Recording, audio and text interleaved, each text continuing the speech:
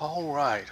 So this morning, excuse me, as I said at the beginning, this morning I want to poke at a few words that we use as human beings that we use all the time, and ask ourselves to consider what is it that we truly believe? What is it that we truly know about those words? What is it that we think that they mean?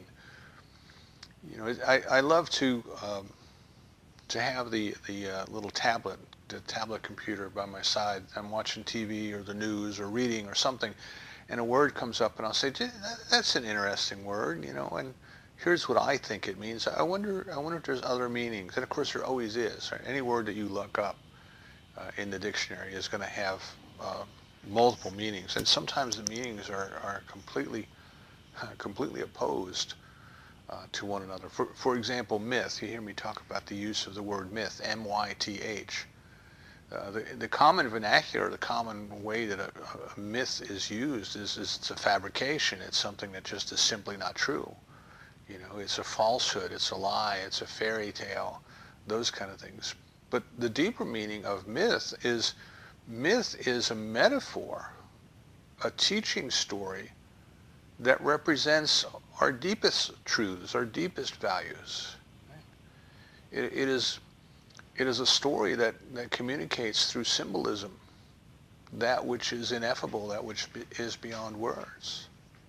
So on the one hand, you have myth meaning essentially a lie, and on the other hand, you have myth meaning essentially the truth. And we have to be careful when we're listening to words and we're using words to ask ourselves, you know, well, does that really mean what I think it means? Because it's very important. If we come to understand that it is done unto us according to our belief, and we believe something means something it doesn't, it's done unto us according to our belief, not according to the ultimate meaning. So it's very important from time to time to go and check these. And sometimes it's fun. You know, yesterday they talked about the air traffic control outage over the northeast of the United States was caused by a computer glitch, Glitch, glitch. And I've been working in computers since I was 17 years old, you know, and I'm very familiar with glitch, and I know I know what it meant to me. It was something I could see. I would put an oscilloscope on the clock line of the computer and look at the waveform, and every once in a while I'd get a spike that was out of place, and that was a glitch. It was a short burst of something that shouldn't have been there. That was my interpretation of it. That's probably the guy who was training me said, look at that glitch, and that's when I got it. And it's interesting. We all use the word glitch. We all have an understanding of the word glitch. But where did glitch come from? You know, what is the etymology of it? What is the origins of it? And the best I could find in the dictionary was that they think that it may actually come from a Yiddish word, which means essentially the same thing, an unexpected short interruption of some sort.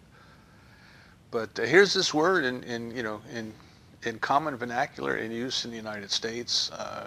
You know, they acknowledge that it came into our language through the technology industry, but came to us ultimately from Yiddish and from German. I just find that fascinating. It doesn't change necessarily my understanding of it, but it does mean that this idea of glitch, even though we use it today to speak mostly of technology, predated, the concept predated that which we call technology.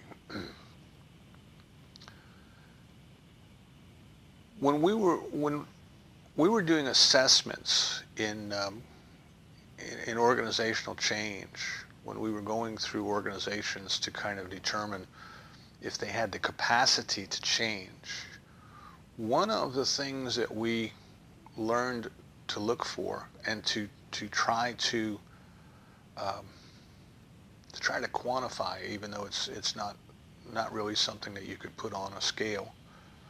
People will, though, by the way. If you give them a scale of 0 to 10, they'll put anything on it, even if you go back and say, well, you know, your idea of 5 is not the same as somebody else's. But one of the things that we tried to quantify was called open and honest communications. Open and honest communications within the organization. And the reason for that was the organization as a whole could not change if the level of communication within the organization was not factual, was not open, was not honest. If people were constantly telling their superiors what their superiors wanted to hear, which many organizations build a culture where that behavior is rewarded, and I used to call it the sunflower theory of management. Everybody's looking up, trying to get the boss to shine on their face. If people in the organization, instead of working together, instead of collaborating and communicating effectively with one another to help each other in whatever their departments are trying to do, if instead of doing that, people are kind of deliberately miscommunicating or misleading or speaking past one another so that they and their department can get to shine, can get to appear better than the other, the organization can't grow. So we would have to find a way to go in and figure out whether people were actually telling the truth to one another or not. And believe it or not, and the answer to that most of the time was no. No, they were not.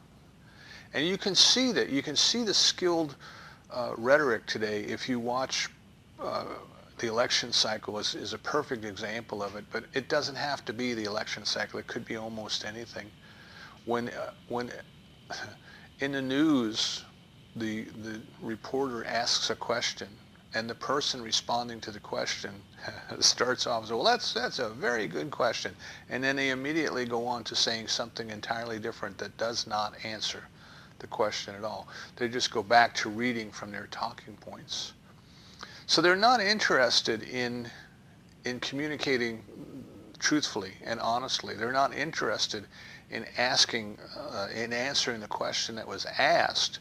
Their interest is a self-serving interest, which is to use the question as an opportunity for them to just simply put out there to project whatever their talking points happen to be.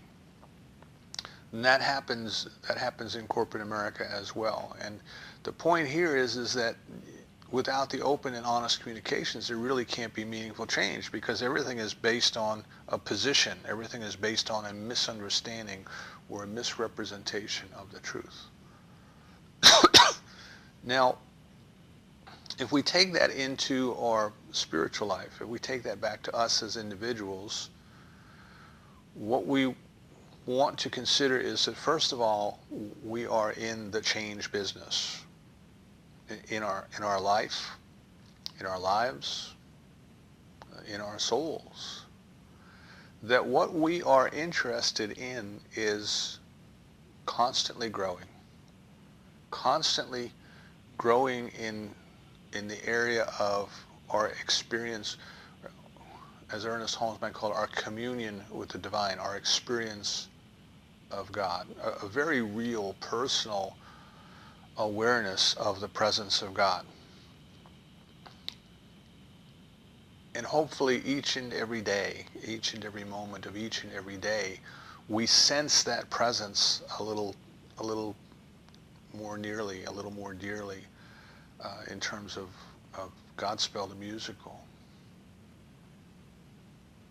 So what we want to understand then is the difference between perfection, the perfection, and continuous growth. That which is perfect has no room for improvement. That which is perfect already is all that it's ever going to be. Right? So God is perfect. God is whole. God is complete. God is never going to be any more of God than God is today. God is never going to be any less of God than God is today. God simply is. It is the same yesterday, today, and forever. So that which is perfect doesn't have room to grow. But that which is excellent, that which is constantly getting better, is constantly growing. Every day it is discovering more. Every day it is discovering new and better ways. Every day it is kind of expanding. And this ties back into what I was telling you about corporate America, because many of the managers in many of the organizations pretended that they were perfect. And we had to go in and convince them, I don't want you to be perfect. I want you to be excellent. I want you to be honest in your communications and look at areas where you might be able to grow. Look at areas where you might be able to expand. Look at areas where there might be other or better ways to do things. So we come back now to the individual soul, and I think it's easier for us as human beings than it is for us as corporations. It's easier for us as individual human beings to recognize that we are not perfect. In fact, we are never going to be perfect. We're never going to be all that there is. If we could ever be all that there is, we would be God. And we are not God. We are an individualized expression of the divine. But we are not all that the divine is. You'll hear me use the ocean and the wave example over and over again. Everything that the wave is some part of the ocean, but the wave is not all of the ocean. The wave is the ocean expressing itself as a wave. As Osho puts it, the wave is the ocean waving at us. And we, in that regard, are God waving at each other.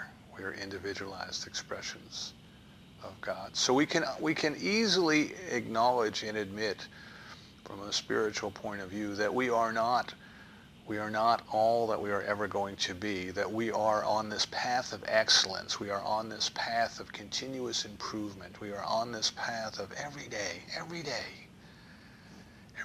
opening our hearts and opening our souls and opening our minds a little bit more, right? A little bit more for the love, for the experience of God, for the presence of the divine, for the activity, for the guidance, for the compassion of the divine to come into our being, into our experience. And if we are to do this, we must cooperate with the way that it gets done. It's not just simply enough to say, okay, well, I am not perfect, whole, and complete. I'm never going to be perfect, whole, and complete, and then go about our business. There are things that we are able to do and we are required to do in order to move today a little bit past where we were yesterday, in order to grow just a little bit more. It's a deliberate act. It's a choice. It's free will. It's volition. Do you intend today to experience a little bit more of God than you did yesterday? And it could be yes, it could be no. It could be well. For a lot of us, we get busy and say, well, maybe after I get all my chores done, maybe then I will take time. I will do something. But it is a choice we are making, not always a deliberate choice, but it is a choice. And the point is that we as human beings, we can change. We can change what we think. We can change what we believe. We can change what we have faith in. We can change the way we pray. We can change everything about our consciousness. Can't change how it works. That's kind of, given in the rules of the game, if you want to think of it that way. But we can change what is going on in our consciousness. So given that we can accept the fact that we are here to grow, we are here to expand, we are here to increase our experience of the presence of the divine, and given that we have the abilities to choose, to decide, to think, we have the ability to grow in faith, we have the ability to grow in our belief. And we also understand that there's a power in the universe that responds to us exactly according to our belief. Then it becomes very important for us to ask ourselves, well, what do I believe? How do I know? Why do I believe that to be true as opposed to another thing to be true? What do I mean when I use the word belief? What do I mean when I use the word faith? What do I mean by prayer? What do I mean by treatment? Why are they even different words? Those kind of things. So it's this inquiring mind, it's this exploring mind that we want to develop. This is why the children are so, and their curiosity is just such a fantastic example for us, Everything is brand new to the child. The child is looking and exploring and trying to figure out and put things together and interpret the world around them, constantly. The little minds are constantly going. There's nothing for them to do. They get bored very easily. They have to have that stimulation, And they create a lot of it themselves by just looking at anything, a cardboard box, anything, and it just becomes a whole world of creativity because they're constantly questioning, constantly trying to figure out, constantly trying to interpret. And that's kind of the model that I think we want to approach our spiritual life with. There was an article I was reading a week or so ago, and it said that the reason that time seems to go by so much quicker when we get older than it did when we were younger is that everything that was going on when we were younger was new to us. We didn't have a whole lot of world experience to relate things to, but now we see things and we go back and we say, oh, well, I've seen that before, Oh, yeah, another debate on TV. Yeah, I've seen those before, You read the headlines and it's all that deja vu stuff all over again. Yeah, we've seen all those things before. So that which is familiar to us doesn't really seem to register as a passage of time. It's the same old all over again. When we're children and things are all new and different, we can kind of remember, oh, this is when I discovered that, this is when I discovered this is when I discovered the other thing, and it kind of forms a linear concept of the passage of time. And when I read that, what that said to me when I read it is that if we continue to delve into exploring new and different and creative things when we are adults, the same way that we did when we were children, then time won't seem to fly by because we will be growing, we will be expanding, we will be learning, we will be playing, we will be seeing the world in new and different ways. And I invite you to get comfortable with that idea because we are going to be doing it forever and ever and ever.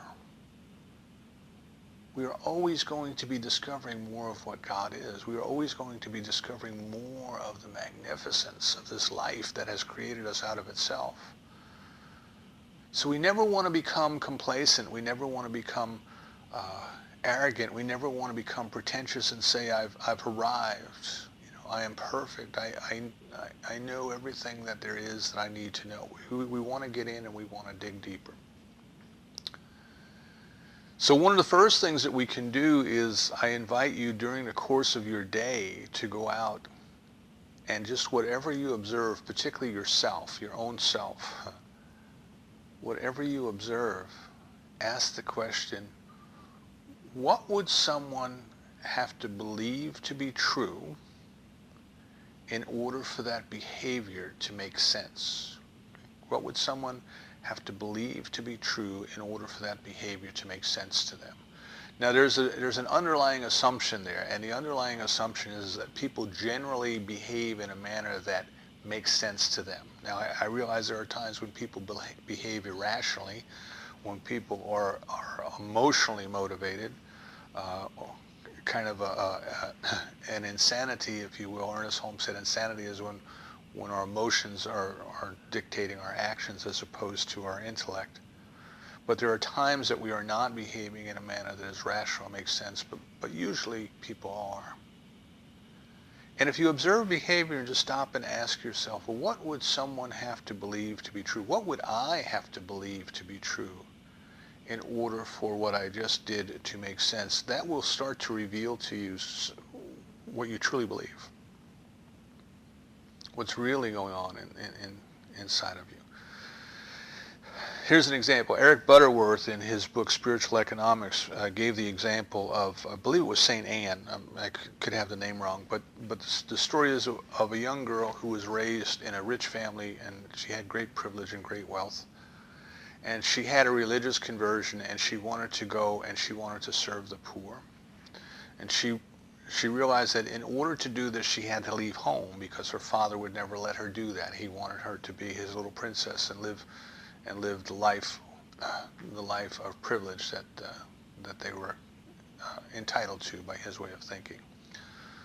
But she understood that she had to give her entire life to God, that she had to go out and she had to step away from her family, and she had to go out and depend upon God solely for everything. And then she had to take whatever was given to her and she had to use it in service to God. This is a typical theme through religious conversions in the medieval period. St. Francis of Assisi is essentially the same story. So one night she gets up in the middle of the night and she puts on the clothes of an ordinary person. In other words, she puts aside the clothes that would signal to the world her position of wealth, and she puts on the clothes of an ordinary person.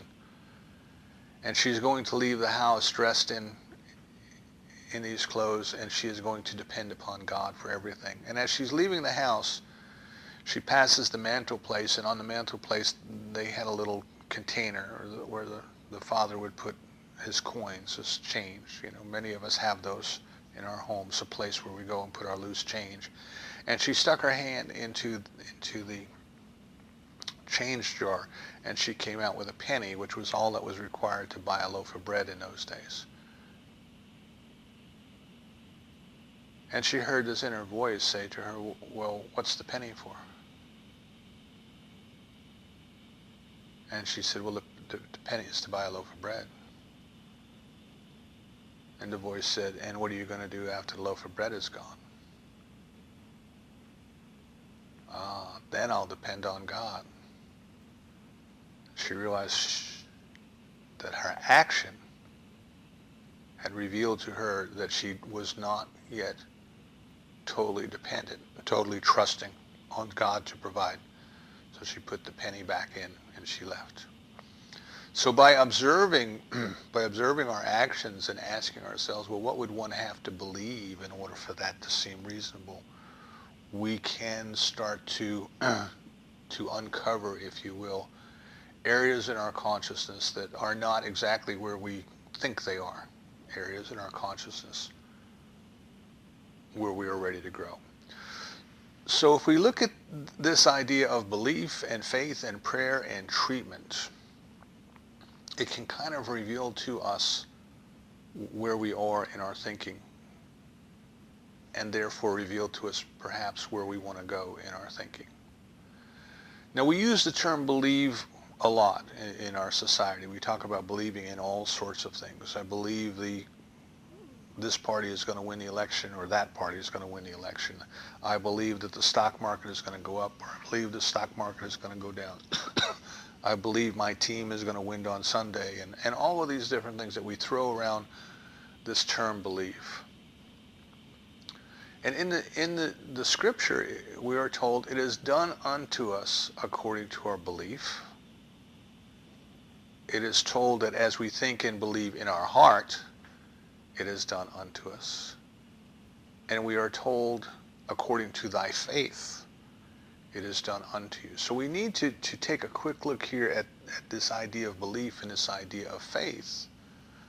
Are they the same thing, or are they different? And a belief is pretty much an opinion.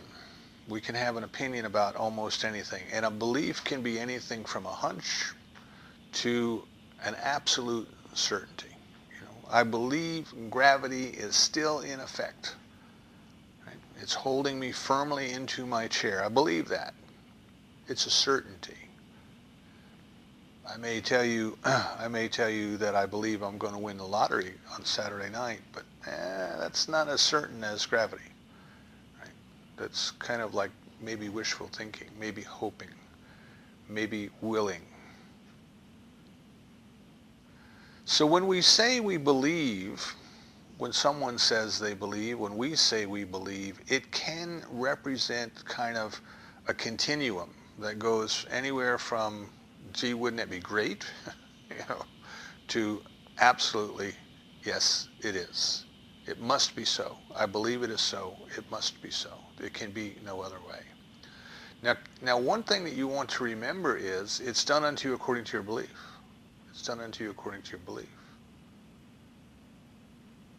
So if your belief amounts to, gee, it could be, I hope so, well, maybe, or wouldn't that be nice? If that's where your level of belief is, if that's where you are on the continuum, what's going to outpicture in your life? What is going to outpicture in your life is what you believe. If your belief is absolutely yes, certainly there is no other possibility, it must be so, what is going to outpicture in your life? So two things that come to mind is, one is you can kind of think about whenever you use the word believe, I believe, stop yourself right there and say, what do I mean by that? Is it an opinion? Is it a hope? Is it a wish? Or do I really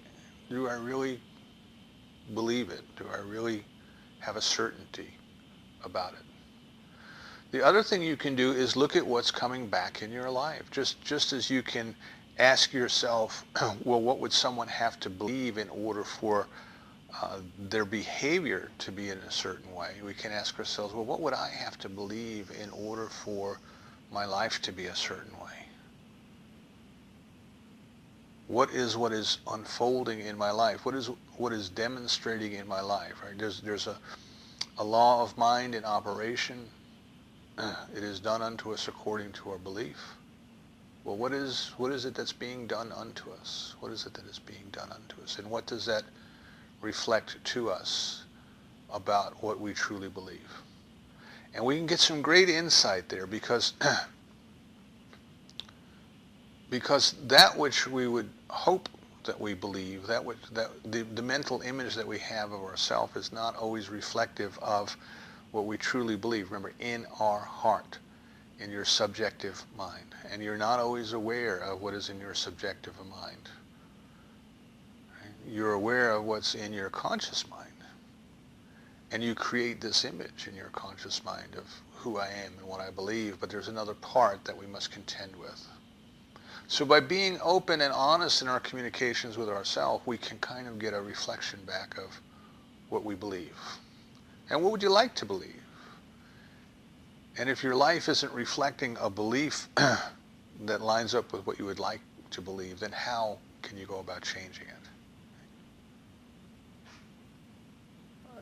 It's the whole thing in a nutshell that we have to keep in mind. If life is done unto us according to our belief,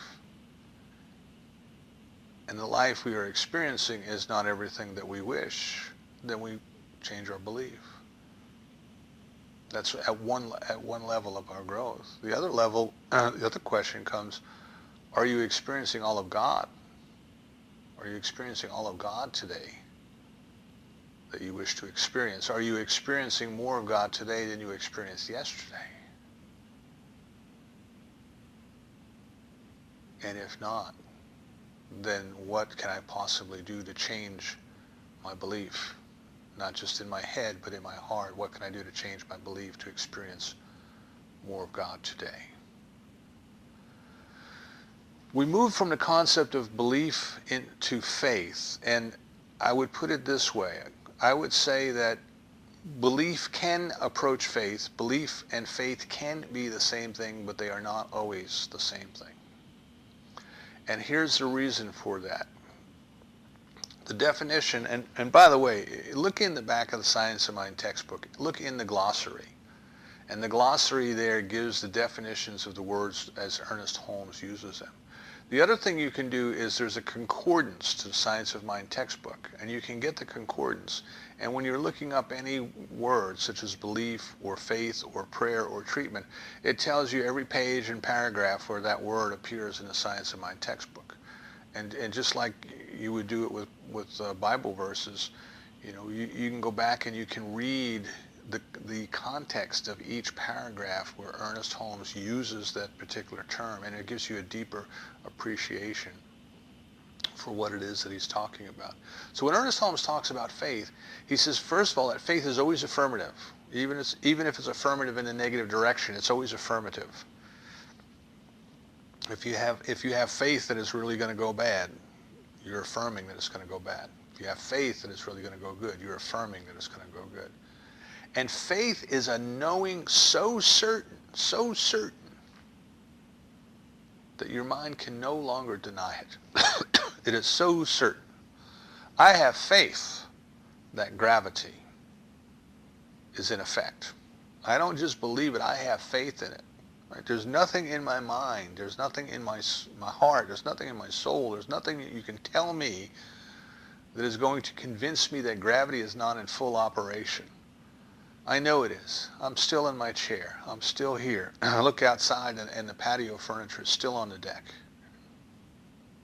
I have faith. I have a knowing so certain that an idea to the opposite cannot be entertained. It just can't be so.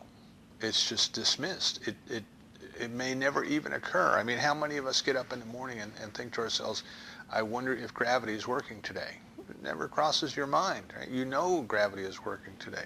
You never think about it. You know, if you were on a spaceship and it was rotating in a manner to create artificial gravity, you know, maybe something could go amiss and you would wake up one morning and not feel it. But here on Mother Earth, it's working. So the difference between belief and faith is that belief is not as strong a word as faith. Belief is an opinion. I believe this, but you may believe that, and that's okay. You know, we can get along with that. I can live with that. I believe the Giants are going to win, and you believe that another team is going to win, and that's okay. That's an opinion. That's a belief. But a faith is a knowing so certain.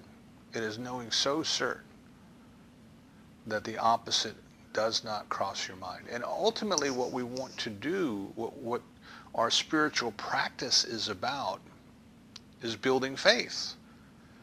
It is moving from just a simple idea to an opinion to a belief into a knowing so certain it is done that the opposite cannot enter our mind.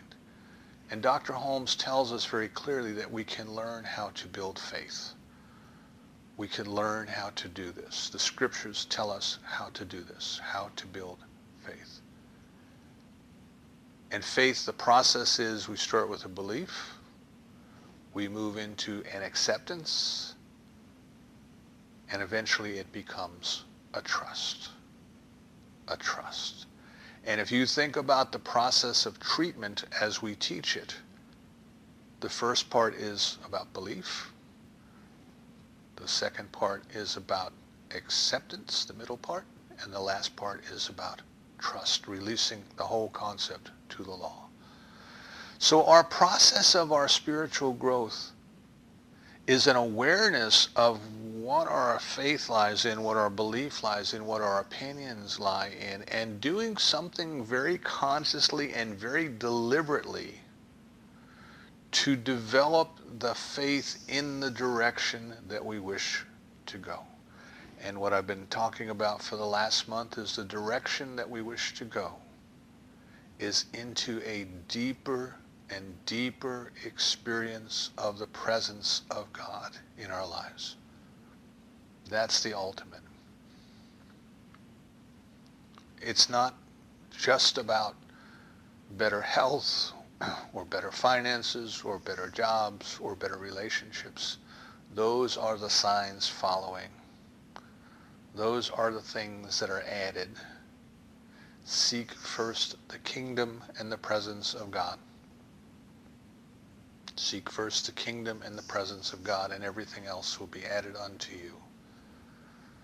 Belief, acceptance, and trust. So prayer is a spiritual practice. Prayer is a spiritual practice that helps us to develop the faith. It can be a spiritual practice that helps us to develop faith. And we need to talk for a moment about the difference between prayer and treatment and the different types of prayer and then what treatment is. And just as belief may or may not be faith, prayer may or may not be treatment. Dr. Holmes has dedicated an entire chapter in a textbook to prayer, and he starts off by saying is that frequently people will ask, is prayer, are prayer and treatment the same thing? Is a prayer and a treatment the same thing? And his answer is both yes and no. A prayer can rise to a deeper sense, can help us raise our consciousness to a deeper sense of the experience of the presence of God within. It can help raise our consciousness to a knowing, to an awareness of the omniscience and the omnipotence and the omnipresence of God. It can raise our consciousness to the awareness that there's a power in the universe that responds to us according to our belief. And when it does that, it has become treatment. But prayer, prayer is one of those words that it's important to challenge our thinking on, because it's another word like belief that is used so much in our society. You'll see, if you're on social media, you see it all the time. Prayers, send prayers for this one, send prayers for that one. Offer prayers for this, offer prayers for that. Tragedy happens, our thoughts and our prayers go out. And everybody has a different idea of what they mean by that. And that's the first thing we have to recognize. Everybody has a different idea. And as our consciousness matures, as we start to grow, first our prayers might be to escape the punishment of God. Our ideas in the beginning of our spiritual growth might be of our own unworthiness and how we're going to be punished forever and ever because of something that we've done or something that we've thought. So somehow our prayer is a plea, a petition, a begging, a beseeching, and somehow we're trying to change God.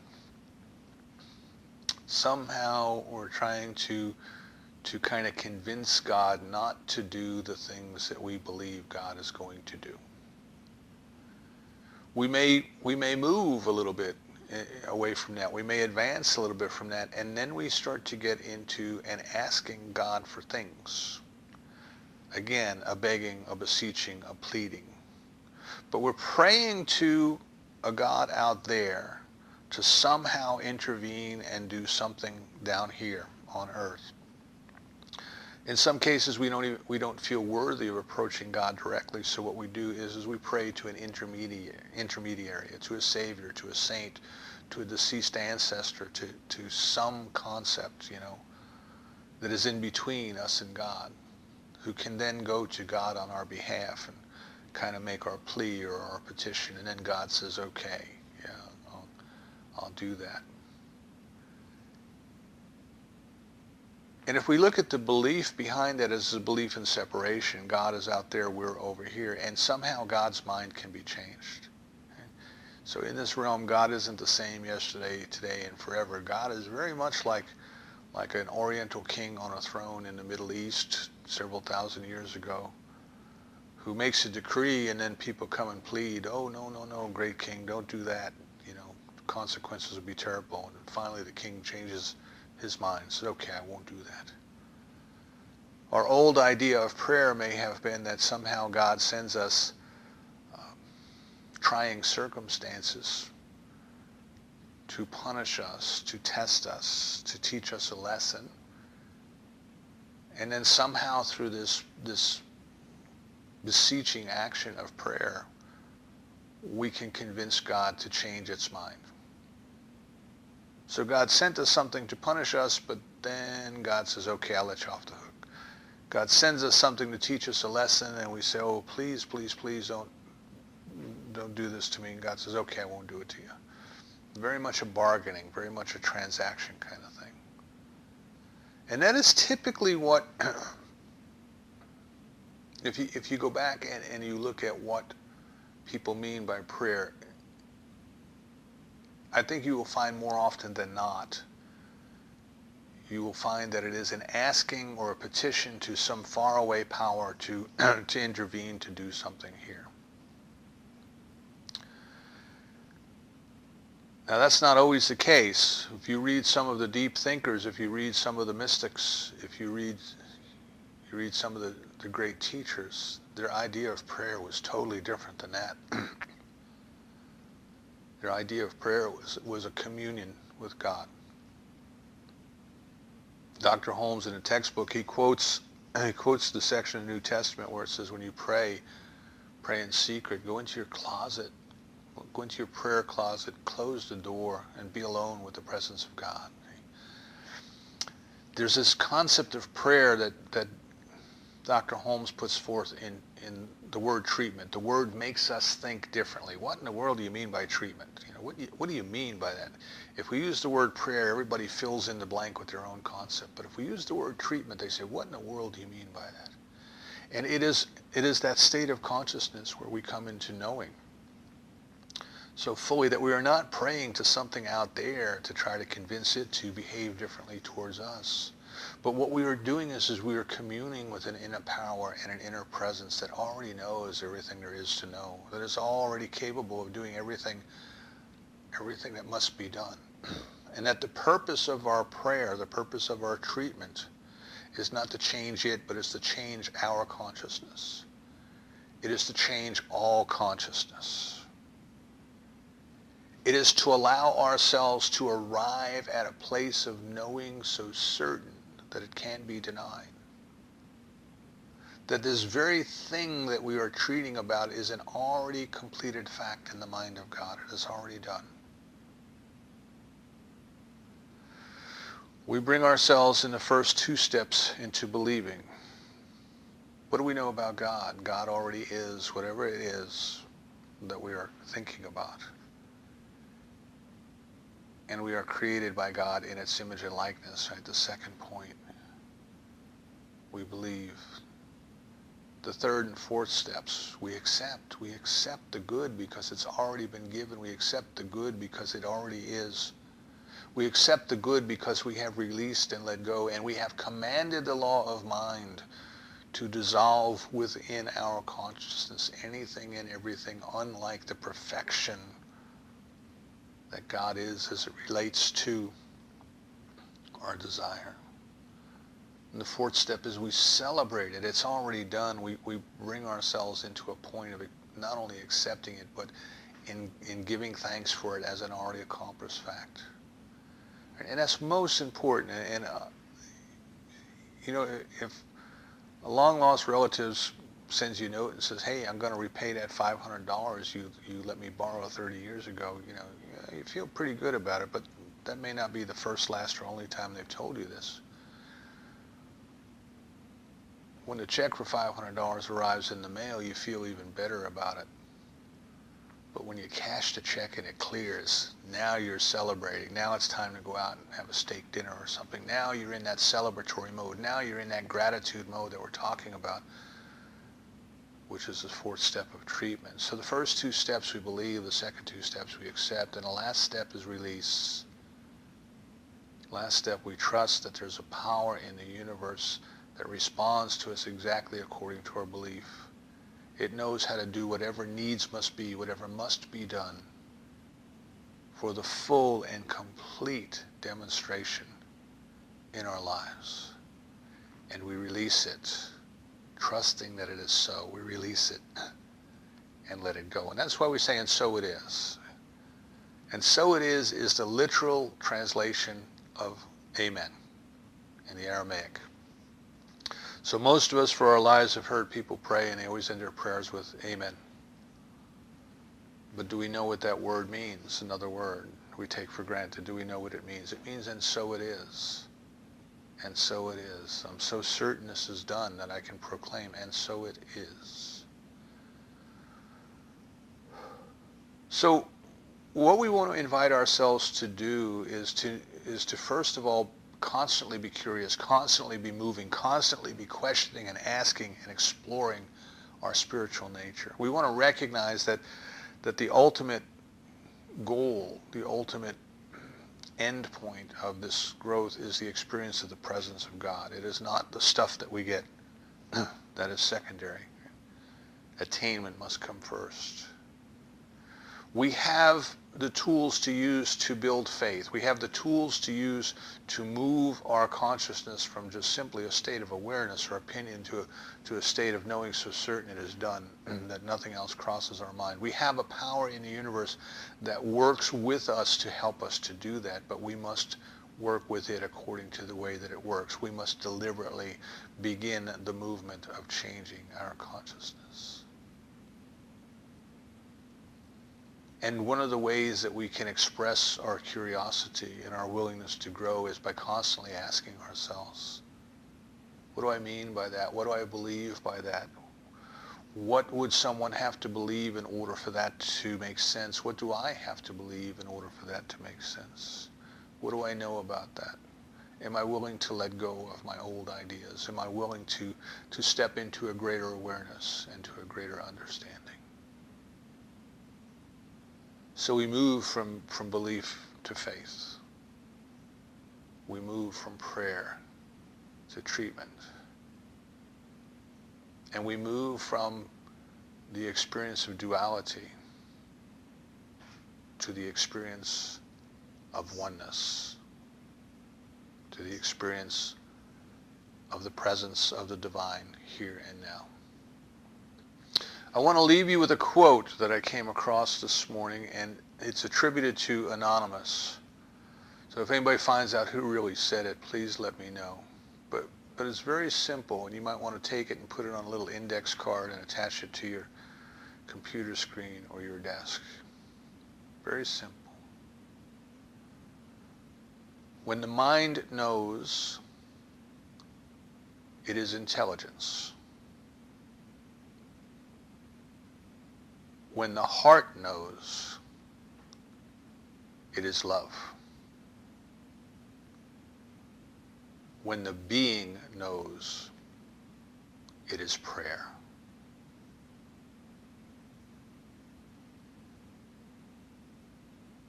Let your prayer, your treatment, let it be a process that allows your being to know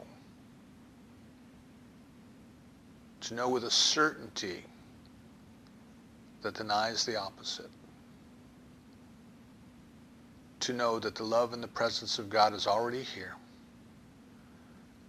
It is already doing everything it ought to do. And its power is dissolving everything within my consciousness